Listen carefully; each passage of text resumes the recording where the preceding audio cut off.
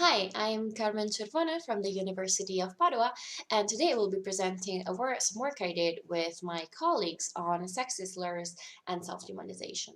So to start, basically this work belongs in the context of derogatory language. So derogatory language is any type of language that attacks members of a social group because of their membership to that group. So that would include, for example, homophobic slurs, racial slurs, animal metaphors, and so on.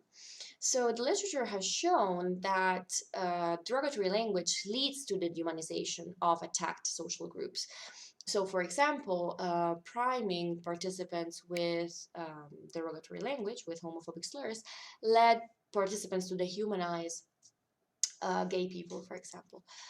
And basically, we wondered whether this was true for self-humanization as well. So, if derogatory language would lead also to dehumanize themselves.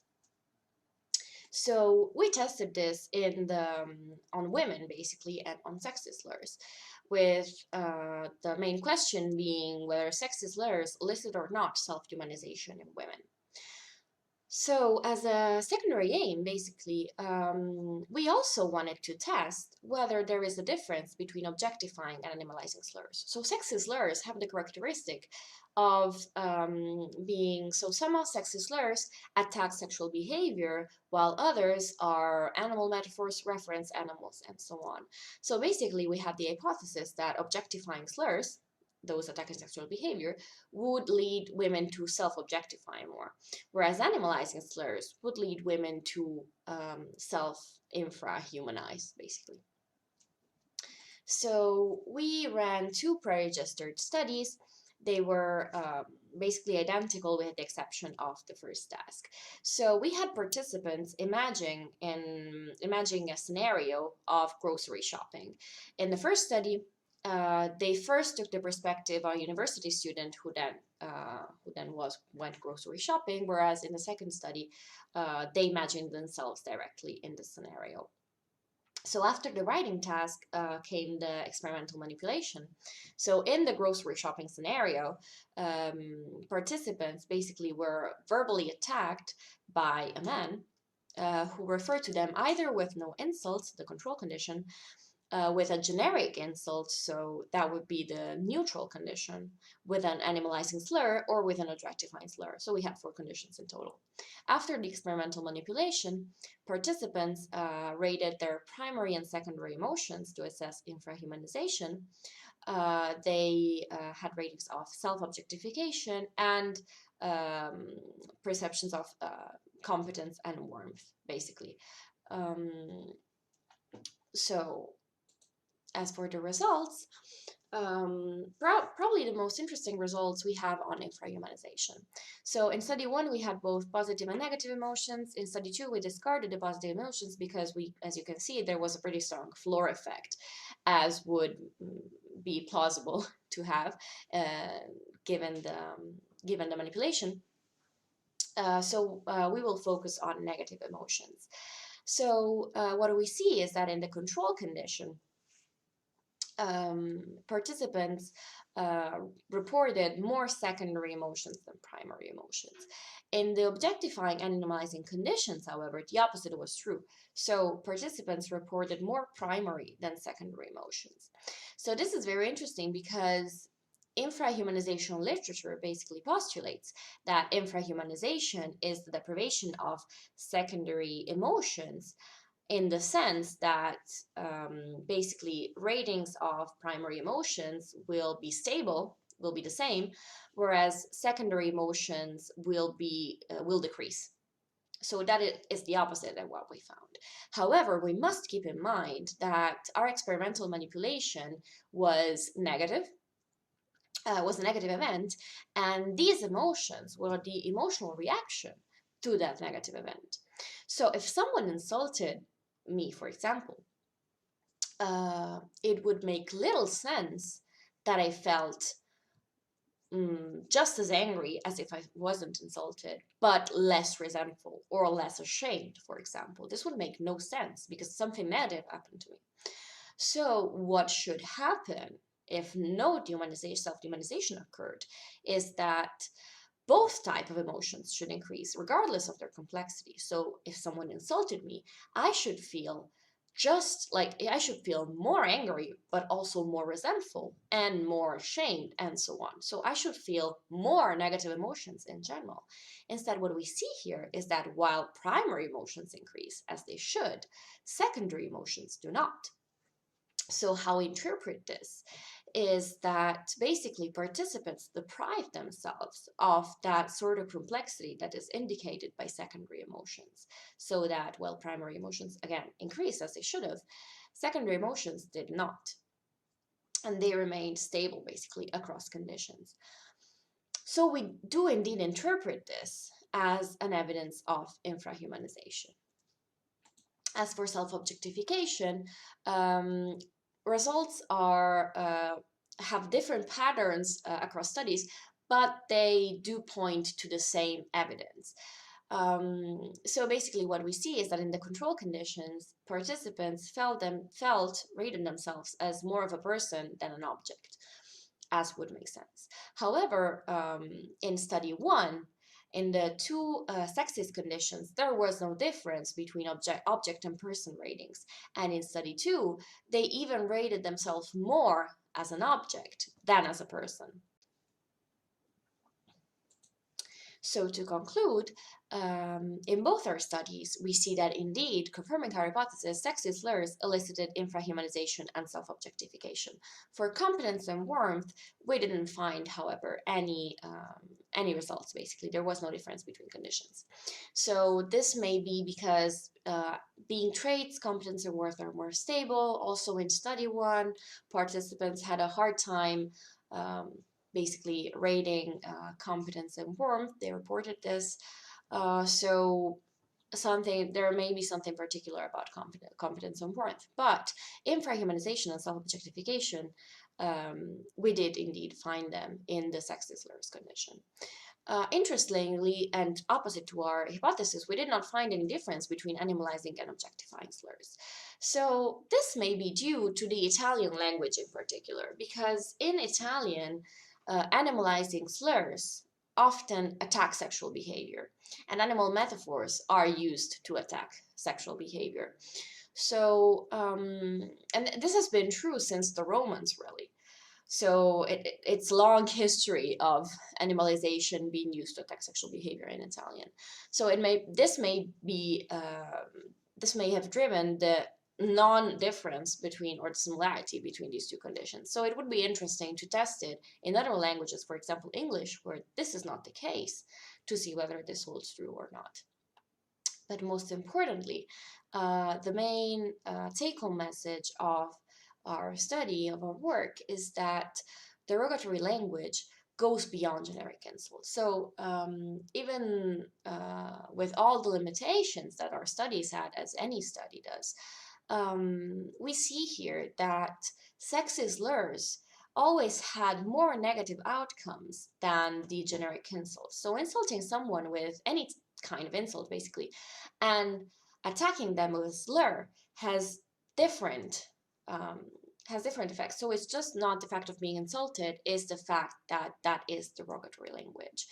And this again contributes to the whole body of evidence calling for a need to consider this issue from a policy perspective, and the need to have hate speech policies against hate speech, regulations against hate speech, that, for example, Italy does not have yet.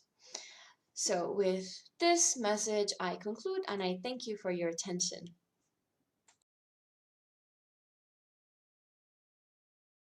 Hey everyone, today I will be presenting my work regarding humanization of either low and high SS individuals and how these specific mechanisms may lead to different levels of support for redistribution. As a theoretical starting point, we consider the fact that, generally speaking, the humanization of social groups tends to reduce helping intentions. Starting from this, recent past work done by science and colleagues focused on expanding such considerations on dehumanization to the specific context of economic inequality. More specifically, on how dehumanization of individuals may lead to reduced redistribution support. Specifically, the authors hypothesized a double process of dehumanization, of animalization towards low SES individuals, and mechanization towards high SES individuals. They found proof of this mechanisms, both in terms of explicit and implicit association, and also found that animalizing low SS individuals also leads to reduced redistribution support. So with our research, we were interested in expanding such findings. More specifically, on one hand, we wanted to test the same hypothesis regarding low SES dehumanization. But on the other hand, we also wanted to expand these findings to high SES dehumanization, hypothesizing that this specific process may lead somehow to for some specific redistribution policies, at least, to increase support for redistribution as a sort of punishment towards rich people. So to test our hypothesis, we conducted a study with several measures. I'm only going to report the main ones for this presentation, starting from our main predictors. That is dehumanization. We originally planned to use both an implicit and explicit measure of dehumanization, but while we tested and found proof of an implicit association between poor and animals and rich and human through an implicit association tests, its scores actually didn't predict any of our selected outcomes and will not therefore be presented in the present presentation. As for our explicit measure, we adapted a scale by Bastian and colleagues on denial of humanness scale, which was originally meant to measure denial of both human nature and uniquely humanness towards both poor and rich people. That is, we repeated this scale twice and counterbalanced the order for our participants.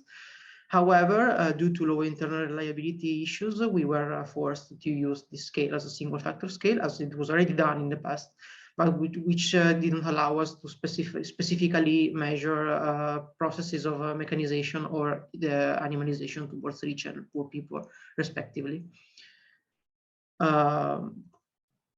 As for our support for distribution measures, on one hand, we measure the support for several governmental policies, such as policies focused on the welfare, for instance, policies proposing integration of immigrants in the society. And on the other hand, also support for fiscal policies, such as the introduction of a basic income. We were also interested in evaluating support for several tax redistribution reforms, tax reforms, such as a decrease for the poorest, for bracket of the population, an increase for the richest bracket of the population, or a combination of both proposals.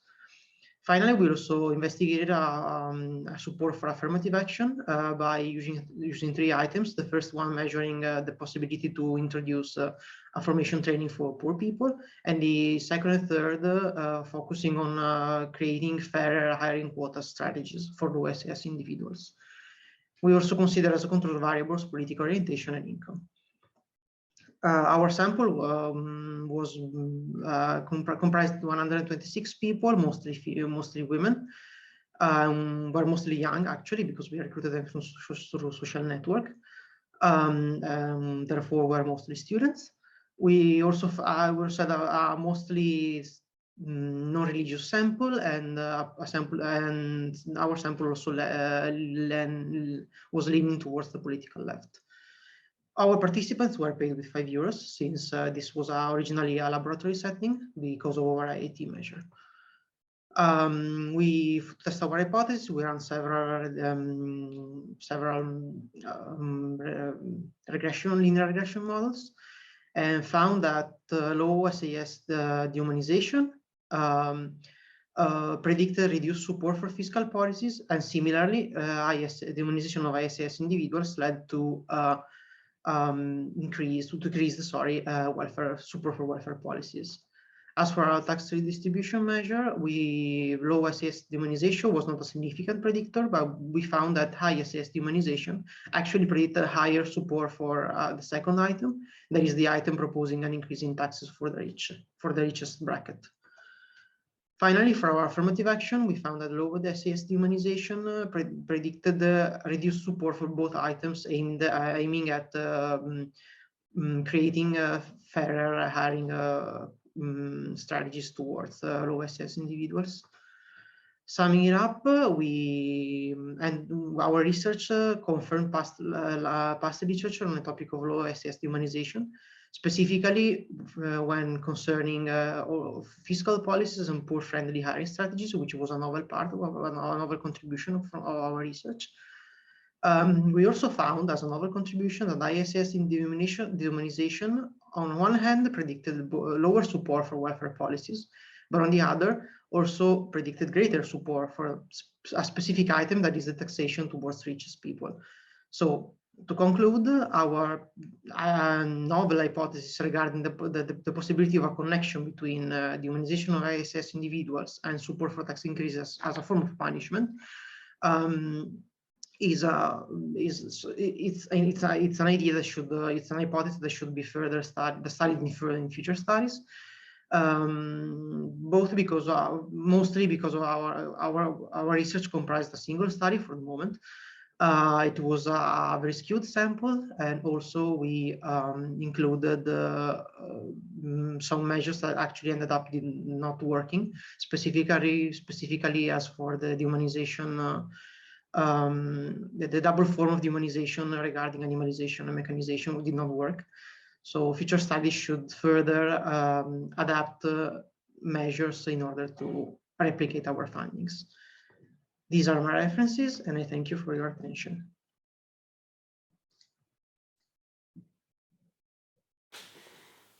I would like to start this presentation by thanking the organizer of this meeting for the opportunity to share our work. Our research aim with Benoît Esté is to connect ethnocentrism and dehumanization. Ethnocentrism plays a key role in dehumanization because it contains the central idea that there is no universal definition of humanness. In his book, Race et Histoire, Lévi-Strauss describes ethnocentrism as follows. Humankind sees at the border of the tribe a great many of so-called primitive population give themselves a name that means human, implying by this that the other tribe do not share the human virtue or even nature. According to Lévi-Strauss, what is human depends on our cultural identity and our cultural values. Following Lyons and collaborators, many studies in social psychology explore the relation between group membership, most often the national identity, and humanness attribution. However, much fewer studies have focused on the specific role of cultural values. In cross-cultural psychology, the most studied dimension is individualism-collectivism. In France, exploration of individualistic values has been identified as more normative than exploration of collectivistic values. In addition, some studies show that individuals who violate a norm are attributed less humanness. In this perspective, the present study examines whether people attribute more humanness to a target expressing individualistic versus collectivistic values. To test this assumption, we adopted an intracultural perspective and we conducted our experiment in France. We recruited 113 subjects and presented them some extracts from a fictional interview with a person expressing either individualistic or collectivistic values. The vignette was constituted from the individualism-collectivism scale of Singelis and collaborators. After reading the interview, participants were asked to judge the fictitious person on several points. First, they were asked to rate the target's fits with a set of 24 personality traits. Participants responded on a Likert scale ranging from 1, strongly disagree, to 9, strongly agree. The traits were high or low on one of two humanness dimensions. human unicity and human nature. And there were as many positive traits as negative traits. Second, participants were asked to rate the target on a set of 36 mind abilities. To get a more qualitative approach to humanness attribution, these abilities were grouped into 9 categories, such as intentionality, moral abilities, emotional sensibility, etc. To analyze the results, we performed a simple between subjects ANOVA of the target's cultural orientation, individualism versus collectivism, on all dependent variables. The results show that the target expressing individualistic values received more high human nature traits and fewer low human nature traits than the target expressing collectivistic values. For the second dimension, the difference between the two targets is only significant for low uniquely human traits, with higher attribution for the collectivistic target. Regarding mind attribution, the individualistic target received more intentionality, desire, and marginally more cognition, while the collectivist target received more sociability, morality, self-control, and emotional sensibility. In summary, we see that the expression of individualistic or collectivistic values lead to the attribution of different human abilities. Expression of collectivistic values in an individualistic culture lead to a mechanistic dehumanization through lesser attribution of human nature traits.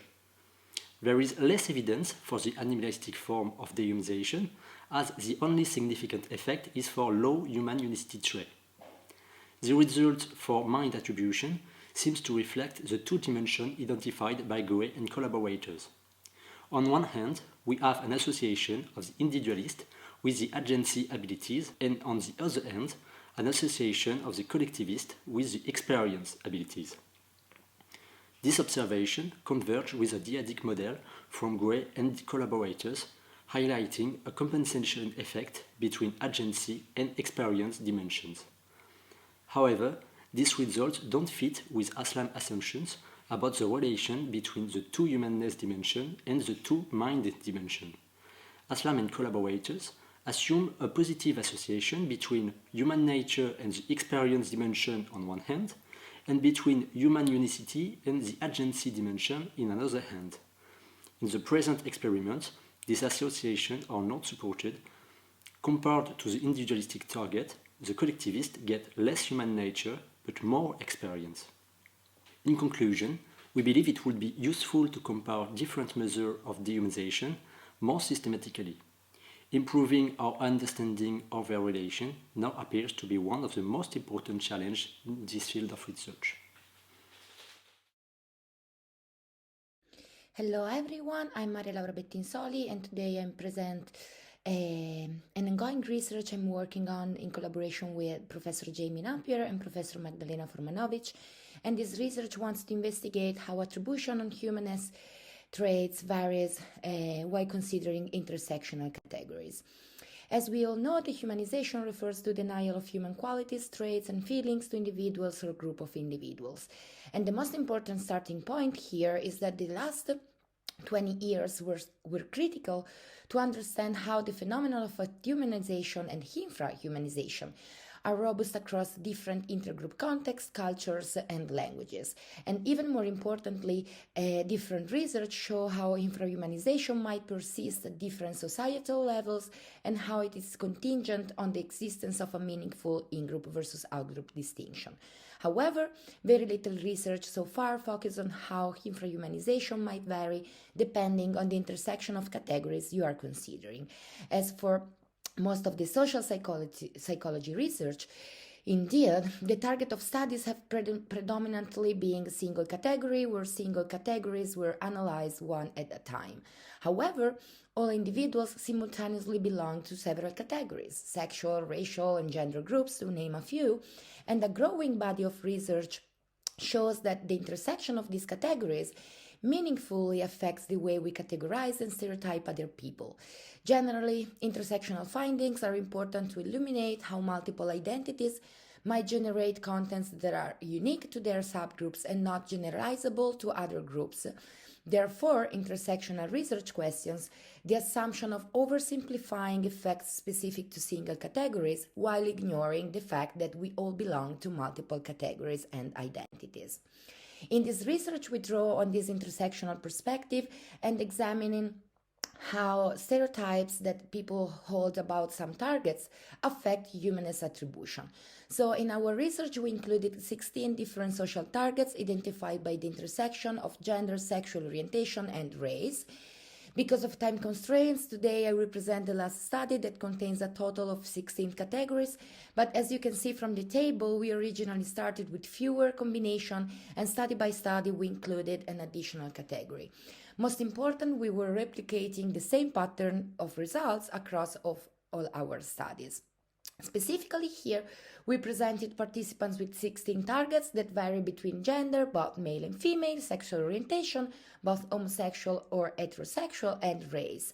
So the targets group could be with no race specified, or white, or black, or Asian. We use a version of the classic Princeton trilogy method that has commonly been employed in research evaluating stereotyped content. And in this paradigm, one group of participants is asked to evaluate 99 traits on some dimension, in our case, how much each of these traits is indicative of being human. And this will be study 1 in this presentation. And this allows us to compute a humanness score for each of the traits. In the study that follows, that will be study 2, different group of participants were given some targets, for example, gay men, and asked to select from a 99 traits list all the traits that are indicative of that target. So we were able then to calculate the extent to which the stereotype content of the target group overlaps with the stereotype of humanness dimension. To make it simple, if a specific trait was rated as particularly high on humanness dimension, and the same traits were often chosen as particularly indicative of a target group, this might mean that the target group is seen as more human as compared to the other target groups. So in these first steps, study 1, we collected data from 122 American participants, and you can see here how our sample was composed. Participants were asked to review 99 traits, and I reported some of these traits below to get you the idea of the different traits that we were presenting participants with, and they were asked to express the degree to which each of the traits seem stereotypically belonging to humanness dimension according to the American cultural stereotypes. First, as you can see also from the slide, the average ratings for the 99 traits range from 2.85 to 5.78 on a 7-point scale, with most of the traits above 3.5, so which means that all these traits were rated somehow belonging to humanness dimension. And I also reported here which were the 20 traits rated as most human on the left and the traits rated as the least human on the right. As you can see already from a quick sight here, there are substantial differences in terms of which traits can be crucial to determining humanness attribution. So which are the personality traits that makes people more or less denying human quality and traits to individuals and groups. What is anyway interesting from the results of study 1 is that we were able to obtain a list of 99 traits indicating to what degree each of these traits are indicative of the human dimension. However, these are the traits participants rated, but there is not yet any information here about the targets. Basically, we don't know yet of whom the traits are more indicative and more prototypical of. And this is an information we can have from our next study, the study 2, that is the second step of this well-known methodology. So in study 2, we examine a humanness attribution to different social targets as a function of their gender, sexual orientation, and race. We use the same 99 traits, and we ask participants to select from the pool of 99 traits all those that are part of the American cultural stereotype. And it is important to notice that participants were prompted to select the traits reflecting the current American cultural stereotypes about the target as a strategy to reduce concerns about the appearing social undesirable. Participants completed a survey on perception of various social groups. They learned that this research aimed to investigate current societal stereotypes about target groups, and they were randomly assigned to rate stereotypes about one of the 16 target groups.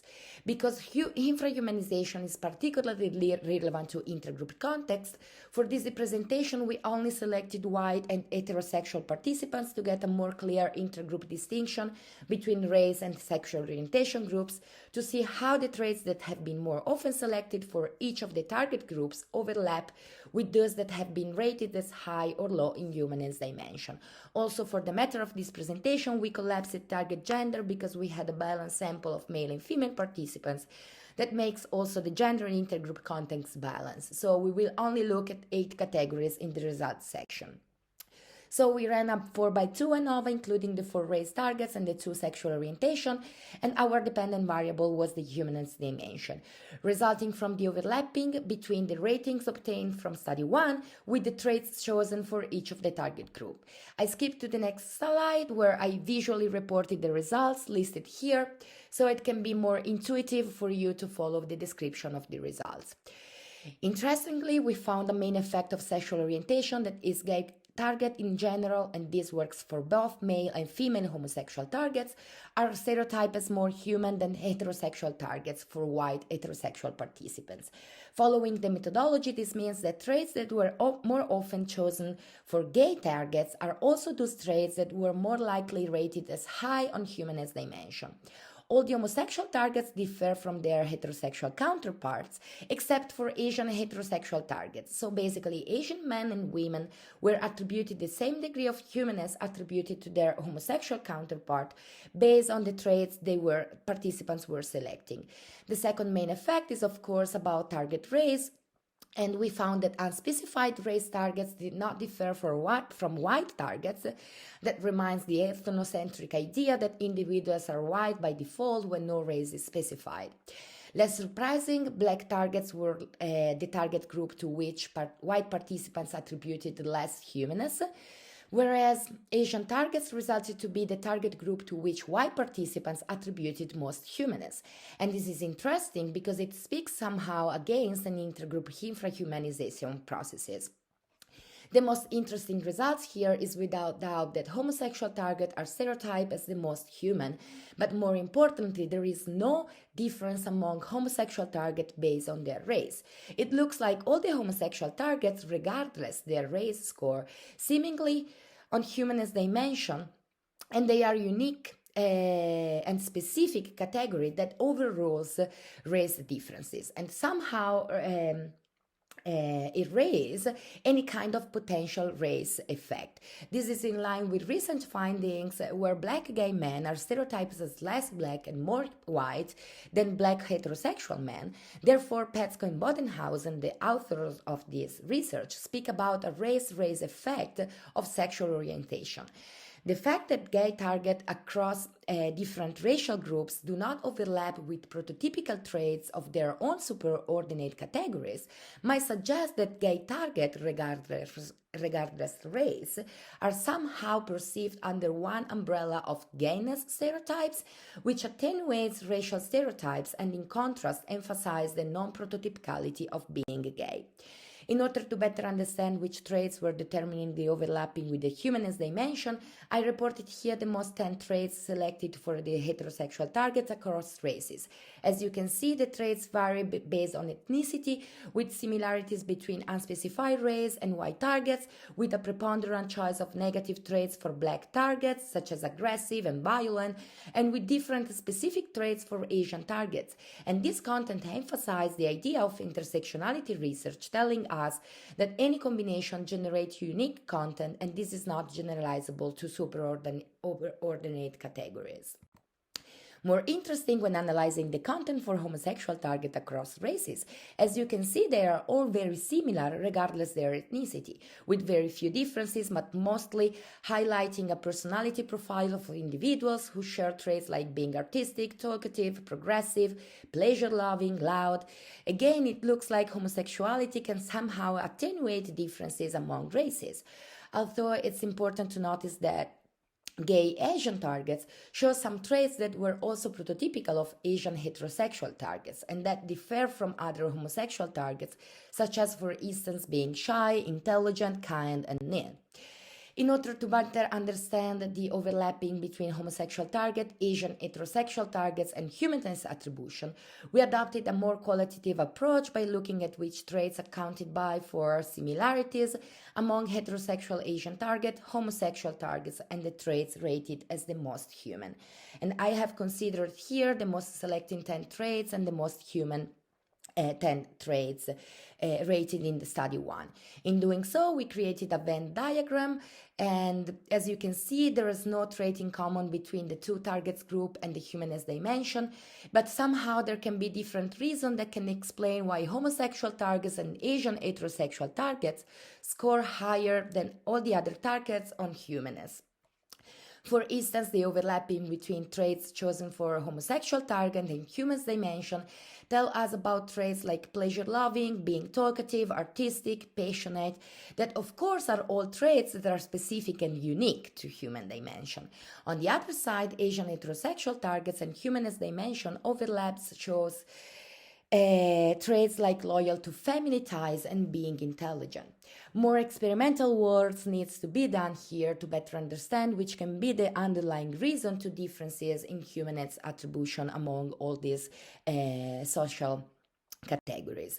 Finally, we also collected different variables that can explain, for instance, mediate or moderate the effects we found in our data. But unfortunately, we did not yet have enough time to fully integrate this analysis.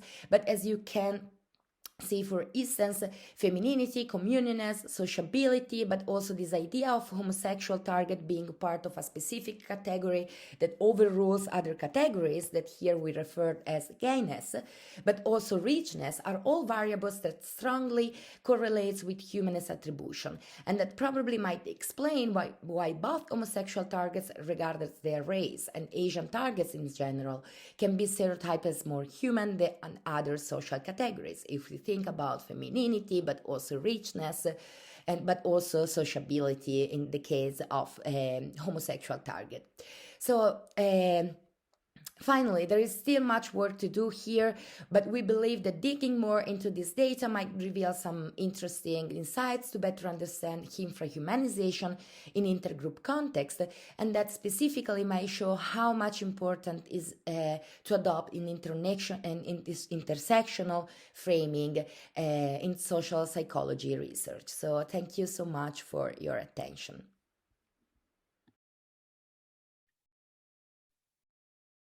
Hello everyone, today I'm presenting two studies carried out during my thesis entitled Effect of Gender and Sexism on the Conception of Human Being, conducted with Benoît Testé, my supervisor. First, I would like to present some images. What do these images have in common? Whether it's traffic signs, social network icons, representation of evolution, or in writing too, the neutral humanity is represented by a man. Do these pictorial representations correspond to the conceptions of the core psychological characteristics of human beings, of women and men? Is there a difference between them in their prototype of humans? A lot of research has been conducted to examine the attribution of humanness to others. In contrast, there are very few studies about the core psychological characteristics of human beings and the potential intergroup difference in the human prototype. However, some studies suggest that lay beliefs about core characteristics of human beings vary between social and cultural groups. For example, Bain found that Australians, Italians, and Chinese did not have exactly the same conception of the main characteristic of human being. The underlying process explaining this intergroup difference could be the in-group projection. More precisely, it could be the projection of stereotypical in-group characteristic on the superordinate category human. Our research focused on gender groups, which are highly stereotypic groups. We also examine the effect of hostile and benevolent sexism, which is an ideology that legitimates gender inequalities. Based on the in-group projection model, the main purpose of the present research was to examine whether both women and men perceive stereotypical in-group characteristics as more prototypical of human beings than out-group characteristics. The secondary aim was to examine whether benevolent and hostile sexism influence lay conceptions of human beings.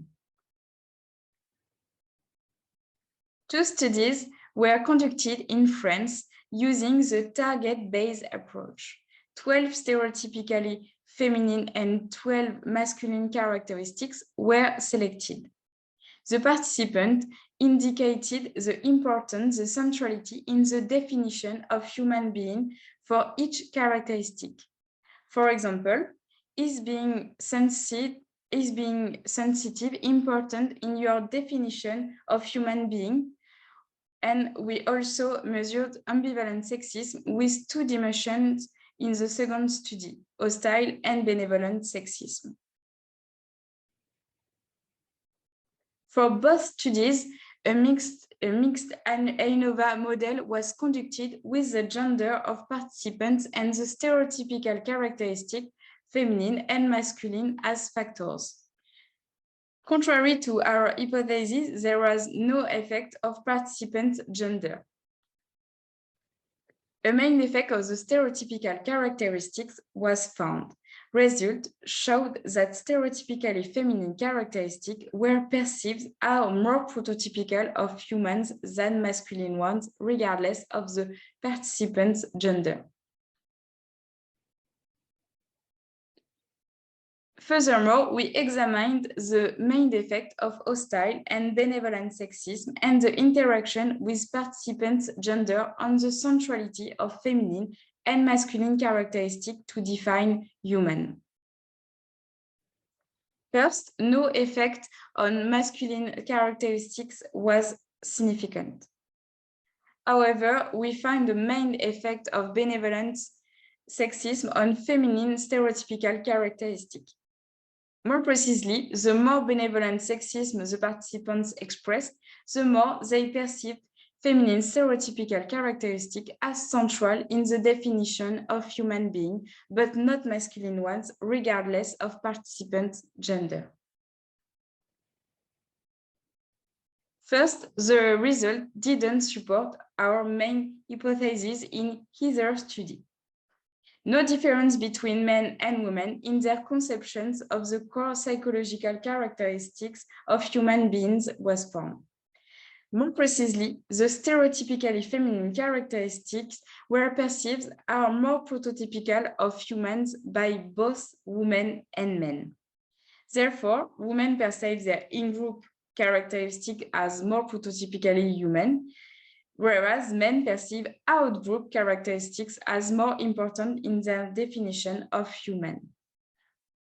Second, this effect is stronger when participants eye on benevolent sexism, regardless of the participant's gender. Moreover, no effect of hostile sexism was found. These results appear close to the women are wonderful effect, which assumes that men judge women more positively than in-group members. This effect leads to a sort of glorification of women, which is coherent with benevolent sexism. To conclude, further studies are needed to understand this result. We also replicated this effect with another in-group projection method. And in addition, it will be interesting to conduct this research with other groups, such as ethnic or national groups. Thank you for listening and for your attention.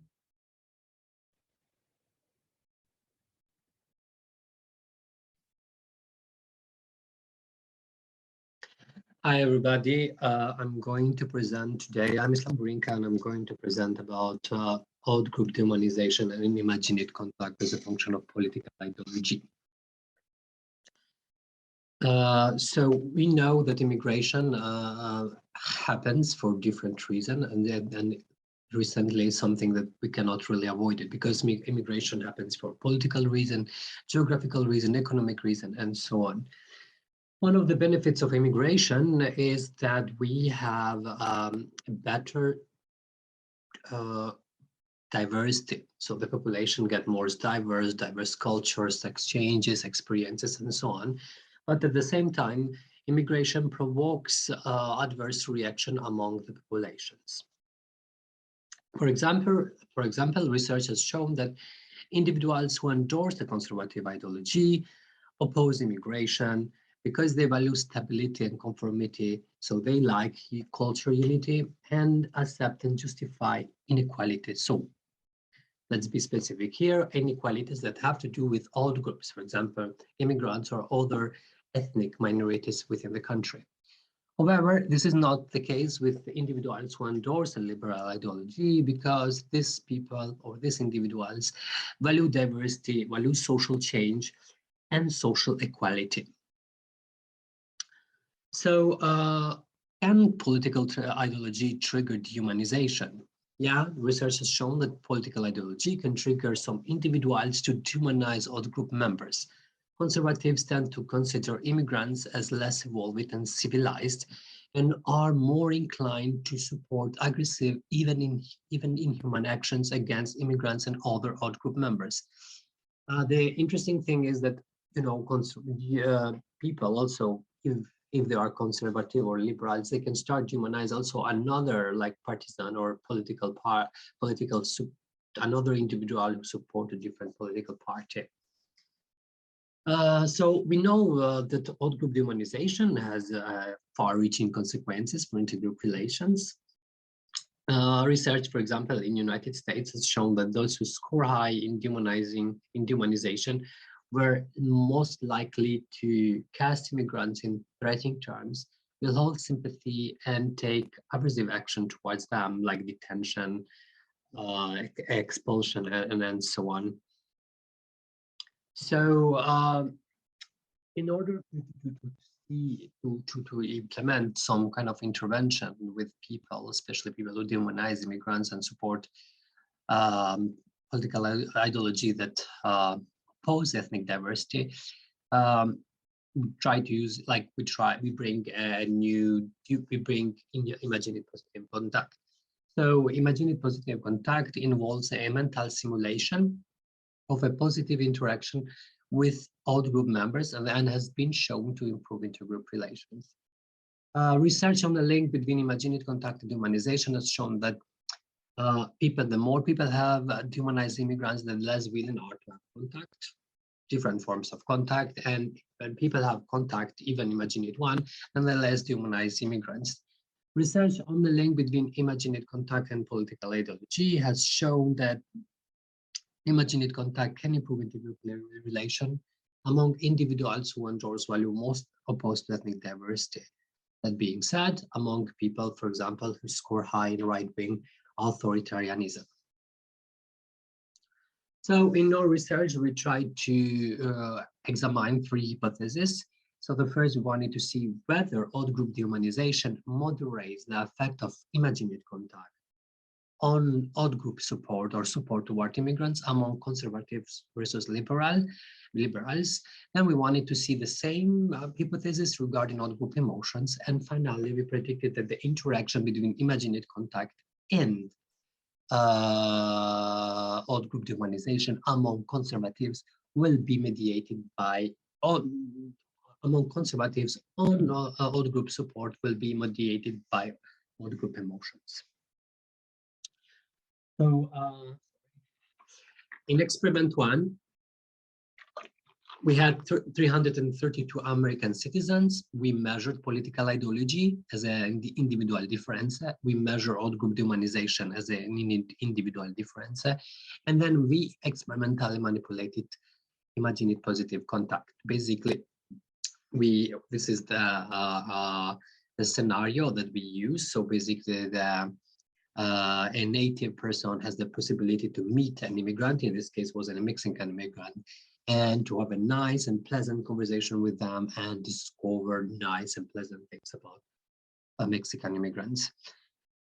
In terms of DV, we had all group support, and the results show. So if you could, if you can see here, is that so conservatives who demonize immigrants the most, they show more support when they experience it, or when they imagine themselves experiencing a positive interaction with an immigrant as compared to people, to the counterparts in the control condition.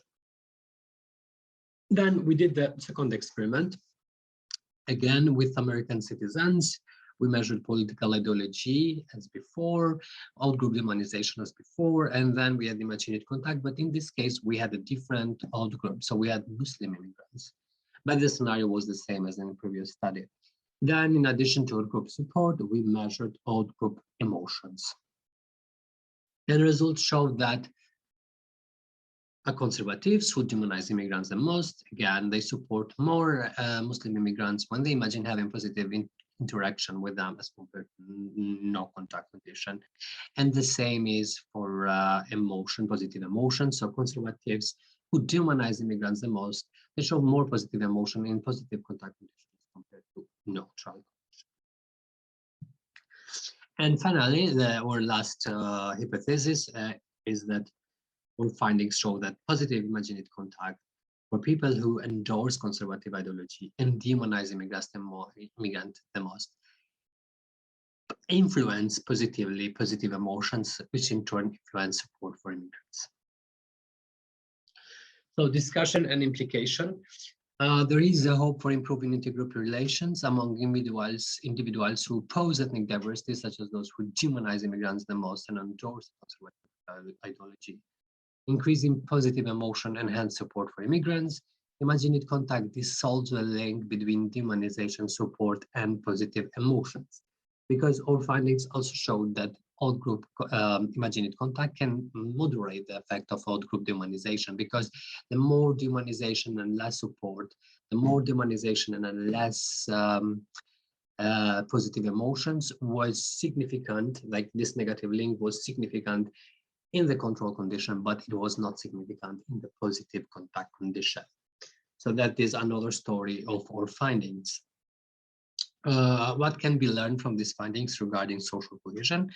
Well, we know that social cohesion is very important for social sustainability. So this means that people, for example, conservatives who might have tendency to avoid contact with out groups like immigrants, Mexican immigrants and Muslim immigrants in this case, they need to be encouraged to have positive contact interaction with this group. They not necessarily need to be forced, but they need to be encouraged or have the means in order to experience contact, because once they do, they seem to shift their perspective toward them. Okay, and thank you very much for your attention. For questions and comments, I hope I will be in Tenerife in Spain. You can also contact me at islamborinca@ucd.ie. Thank you.